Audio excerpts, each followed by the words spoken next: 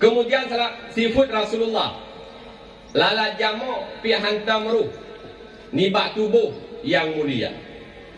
Lalat jamu nyen hantam pernah hidang bak tubuh Nabi Muhammad. Pakan saking mulianya Nabi Muhammad. Pakan lalat hantam pernah hidang bak tubuh Nabi Muhammad. Lalat dia saideng bak tempat yang kuto.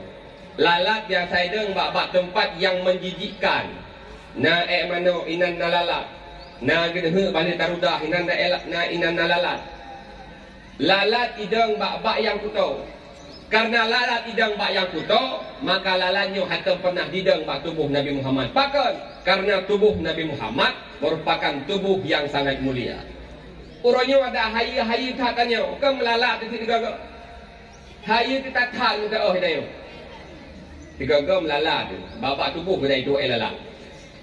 Tapi Nabi Muhammad hantam pernah hidang lalat. Kemudian jamuk juga hantam pernah hidang pada Nabi Muhammad.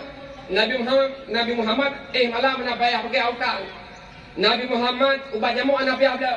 Pakan memang bak tubuh Nabi hantam pernah hidang jamuk. Pakan jamuk hanam hidang bak tubuh Nabi karena sumber jamuk dari kepada kotoran. Bak igut inan itibik jamuk. Bak ikuto inan lahi boh jamuk sehingga jil pi jamuk. Hoi dah kakeh bak tubuh yang hina, bak tubuh yang kuto lagi-lagi kita nyo inan hidang jamuk.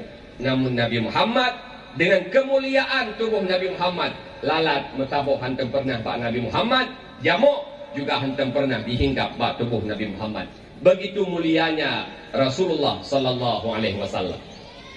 Makanya kewajiban terhadapnya wajib taturi, wajib tatuku. Bila mana hana taturi dan bila mana hana tatuku, kita akan mendosa Allah Subhanahu wa taala.